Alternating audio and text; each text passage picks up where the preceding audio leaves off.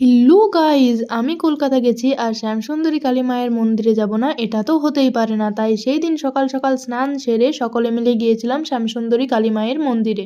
আমরা যেহেতু প্রায় 9টার দিকে গিয়েছিলাম, মন্দির কিন্তু বেশ ফাঁকা ছিল। আর বাইরে বেরোতেই এই হাঁস আর বিড়ালটার সাথে দেখা হলো। এই বিড়ালটা তো আমার পিছন ছাড়তেই চাইছিল না।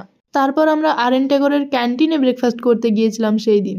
আমি কিছু খাইনি, তাই সেরকম ভাবে খাবারের কোনো ক্লিপও আর নেওয়া হয়নি। এইখানের অ্যাম্বিয়েন্সটা কিন্তু আমার দারুণ লেগেছে। খাওয়ার সময় বৃষ্টি পড়ছিল আর কাঁচে জলের ফোঁটাগুলো দেখতে বেশ সুন্দর লাগছিল। তারপর আমরা বেরিয়ে পড়েছিলাম। আচ্ছা, তোমরা আমাকে কমেন্টে জানিও এইটা কোন জায়গা, কে কে ঠিক বলতে পারো দেখি। শক্তিগড়ে ঢুকতে প্রায় 12:30 একটা বেজে গিয়েছিল। আমি যেহেতু কোনো ব্রেকফাস্ট করিনি, তাই আমার ভীষণ খিদে পেয়ে যাওয়ার কারণে ঝালমুড়ি, ছোলা মাখা, চপ এইসব নিয়েছিলাম। ভেবেছিলাম শক্তিগড়েই সকলে মিলে লাঞ্চ করব, কিন্তু অনেক লেটে ব্রেকফাস্ট করার জন্য তখন কারোরই খিদে পায়নি। তারপর 3:30টার দিকে দুর্গাপুরের এই সুন্দর হোটেলটাতে আমরা দাঁড়িয়েছিলাম লাঞ্চ করতে। সেটার ভিডিও দেখতে হলে সাবস্ক্রাইব করো চ্যানেলটা।